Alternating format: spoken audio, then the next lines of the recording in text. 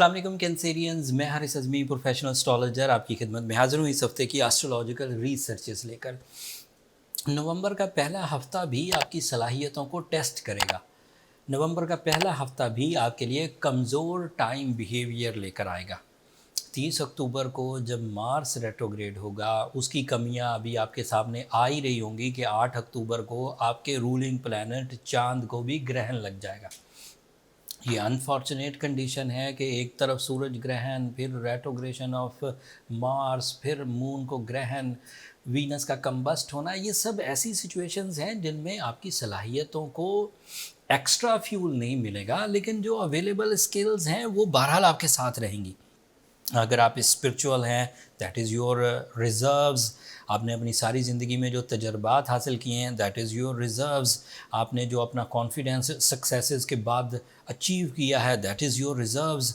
आपने जो अटैचमेंट्स अपने इर्द गिर्द में मोहब्बत करने वाले लोग जमा किए हैं, दैट इज़ योर रिज़र्व्स। सो अगर टाइम बिहेवियर्स आपको साथ नहीं देते, कभी एक्लिप्सेस हैं, कभी रेट्रोग्रेशन ऑफ मार्स है, कभी कंबस्ट ऑफ वीनस है, तो उसके बावजूद आपके जो रिजर्व्स हैं वो आपके लाइफ मोमेंटम, लाइफ सक्सेसेस को अपनी रियल पाथ पर रखेंगे। लेकिन अगर आपने हासिल भी कुछ नहीं किया और ऊपर से टाइम बिहेवियर भी बैड हो गए, तो फिर तो कुछ प्रॉब्लम्स आएंगी। उन प्रॉब्लम्स को रिजॉल्व करने के लिए जो अमूमी रेमेडीज़ हैं, जो एवरेज रेमेडीज़ हैं, उनका भी मैं जिक्र इस वीडियो में कर दूंगा। वन बाय वन सब सिचुएशंस बयान करता हूँ।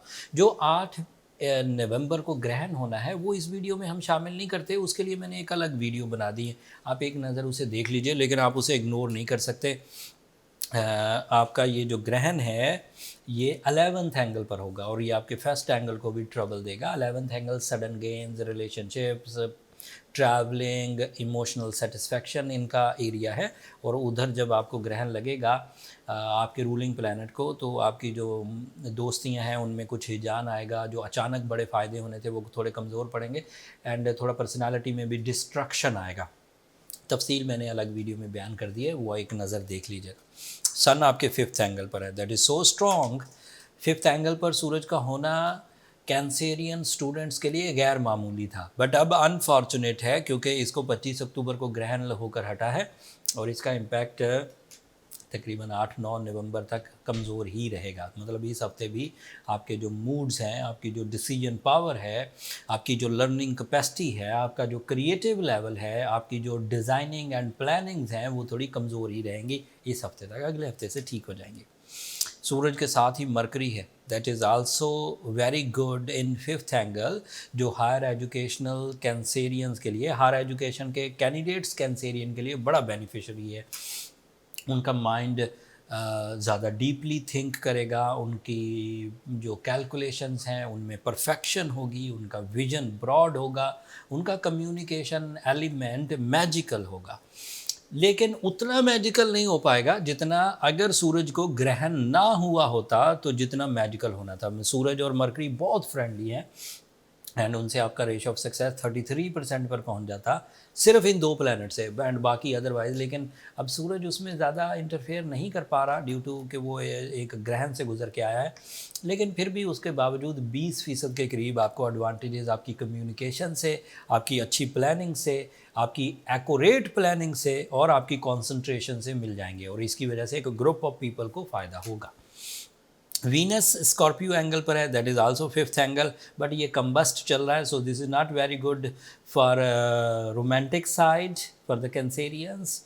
एंड कैंसेरियन वैसे भी इमोशनली थोड़े वाइब्रेंट ही रहेंगे, एक तो सूरज ग्रहण की वजह से, दूसरा चांद ग्रहण 8 अक्टूबर को हो जाएगा, तीसरा वीनस कंबस्ट हो जाएगा। तो ये इजहार मोहब्बत का सही टाइम नहीं है Cancerian, this is my professional statement. बल्कि जिन लोगों से आपने इजहार मोहब्बत ऑलरेडी कर रखा है उन लोगों की भी कदर करनी पड़ेगी आपको। मतलब बीच में कोई तसादुम पैदा हो सकता है, मिसअंडरस्टैंडिंग्स पैदा हो सकती हैं, जज्बाती कैफियत का जो पारा 100% पे पहुंचा हुआ था वो थोड़ा सा नीचे आ सकता है। तो उस सिचुएशन को आपको एड्रेस करना चाहिए, उससे इरिटेट नहीं होना चाहिए।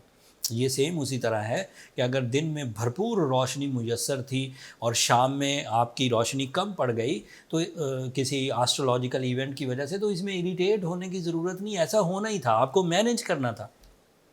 दिन और रात तो यूनिवर्सल ट्रुथ हैं, ये तो आएंगे जाएंगे आएंगे जाएंगे। अब आप इरिटेट हो रहे हैं रात क्यों आ गई, वो तो आना थी, आपने इरिटेट नहीं होना था, आपने अपने आप को संभालना था। तो कंप्लेन सोलर सिस्टम से ना करें कि ग्रहण क्यों आ गए, कंप्लेन सोलर सिस्टम से ना करें कि वीनस कंबस्ट क्यों हो गया, वो तो होना ही था, वो तो एक रूल को फॉलो कर रहे हैं। उनका रूल आपकी उम्र से कई हज़ार साल पुराना है, आपकी उम्र 70 50 30 40 साल होगी, आपको उनके साथ एडजस्ट होना है। आपको देखना है बहारें कब पैदा कर रहा है सोलर सिस्टम, आपको देखना है दिन कब तलू कर रहा है सोलर सिस्टम, आपको देखना है अरूज कब आ रहे हैं, आपको देखना है आपकी सलाहियतों को परफॉर्म करने के लिए सोलर सिस्टम आपको कितनी सपोर्ट कर रहा है, एंड देन यू परफॉर्म। तो उससे जो पैरेलल टू द नेचर चला करते हैं लोग, वो हमेशा फ़ायदा उठाते हैं। आप खुद भी तो प्लान करते हैं अपनी ज़िंदगी का, जब आपको पता है कि आपकी सलाहियतें भरपूर हैं, जब आपको पता है ज़िंदगी में बाहर आई हुई है, तो एक्स्ट्रा मिशंस परफॉर्म करना होते हैं। जब एक्स्ट्रा मिशन परफॉर्म करने होते हैं वो आप बड़े दिली इत्मीनान के साथ करते हैं। लेकिन इसके वाइस वर्सा भी, कि जब कमज़ोर हालत हो, जब कमज़ोर प्लानिटी सेटअप हो, तो थोड़ा मोहतात भी रहना होता है। हर वक्त अच्छाइयाँ नहीं मिला करती, बहारें हमेशा नहीं रहा करती, कभी कभी कमज़ोरियाँ भी आती हैं, उन्हें मैनेज करना होगा आपके लिए। Mars, this is a real task for you. ये आपके 12th एंगल पर है, मार्स जेमिनी एंगल पर है, और यहाँ पर ये रेट्रोग्रेड होगा। मार्स की रेट्रोग्रेशन आपके पीछे जो साजिशी अनासर है उन्हें बढ़ा देगी। मार्स की रेट्रोग्रेशन आपके अंदर फिज़िकल स्टेमिना डिक्रीज़ करेगी। मार्स की रेट्रोग्रेशन किसी हद तक आपकी करेज को भी कमज़ोर कर देगी। एंड मार्स की जो रेट्रोग्रेशन है वो आपके अंदर जो टेम्पटेशंस हैं, मसनूई खोल, उन्हें भी दूर कर देगी। आपको हकीकत में पता चल जाएगा आप क्या हैं, कैंसेरियंस। अगर आप ब्रेव हैं, अगर आप इंटेलिजेंट हैं, अगर आप स्पिरिचुअल हैं, अगर आप सक्सेसफुल हैं, तो अब आपका माइंड रियलिस्टिक अप्रोचेस से, हकीकत पसंदाना रवैये से समझेगा कि आप क्या हैं। अदरवाइज़ आपकी जो वीकनेसेस हैं वो भी आपको बताएगा। तो वो जो आपके ऊपर एक होल था, आपके ऊपर एक मेकअप हुआ था, वो जब हटेगा मार्स की रेट्रोग्रेशन की बिना पर, तो आपको अपनी रियल स्ट्रेंथ पता चलेगी। अगर वो कम है तो उसे बढ़ाइए, अगर वो ज़्यादा है तो उसे एक्स्ट्रा ऑर्डनरी वे में इस्तेमाल करिए। सो ये रियलिस्टिक या हकीकी टाइम होगा जब आप अपनी स्ट्रेंथ को पहचान सकेंगे। मार्स की रेट्रोग्रेशन आपके कैरियर को भी डिस्टर्ब करेगी। ये आपके 10th एंगल का रिप्रेजेंटेटिव भी है। अगर इन्वेस्टमेंट्स करनी है तो पेपर वर्क पूरा करके करिएगा, इन्वेस्टमेंट्स करनी है तो मशवरा कर इत्मीनान से कानूनी मामलात को डील करके फिर प्रॉपर डील मेकिंग करिएगा, फिर प्रॉपर डिसीजंस लीजिएगा।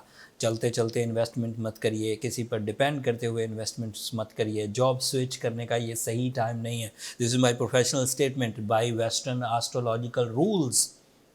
ये सतही सी बातें नहीं हैं कैंसेरियंस। ये 21 साल तो तजर्बा मेरा ही है। मैंने जिन लोगों की बुक्स या जिन लोगों के कवानीन पढ़े, उनका तजर्बा इससे भी पहले था। ये इल्म कई हज़ार साल पुराना, एंड मैं इसे अंधाधुंध इन पर बिलीव करके नहीं आया हूँ इस फील्ड में।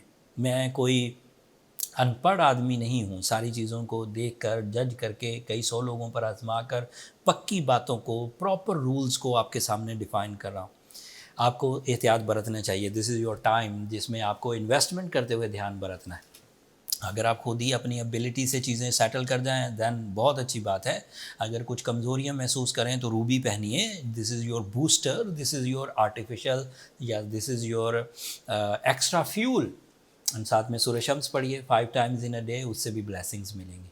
अगर ये सब चीज़ें ऑलरेडी कर रहे हैं और उसके बावजूद प्रॉब्लम्स बढ़ रही हैं, तो फिर पर्सनल चार्ट की तरफ जाइए। फिर ये रेमेडीज़ काम नहीं करेंगी। पर्सनल चार्ट की कैलकुलेशन रियल डायग्नोसिस दे देती है कि प्रॉब्लम कहाँ से आ रही है। उसके लिए ये नंबर नीचे चलते रहते हैं, आप इन पर रब्ता करके अपने लिए टाइम ले सकते हैं, बट वो फ्री फोरम नहीं है कैंसेरियंस। होपफुली आप अंडरस्टैंड करेंगे। अगले हफ्ते तक के लिए अब मुझे इजाज़त दीजिए। अपनी दुआओं में मुझे और मेरी टीम को ज़रूर याद रखिएगा। आपकी दुआएँ मेरे लिए बहुत अहमियत की हामिल हैं, दुनिया में भी आखिरत में भी। एंड चैनल को सब्सक्राइब करना हमारी हौसला अफजाई की वजह बनता है। अगले हफ्ते तक के लिए अल्लाह ने के बाद।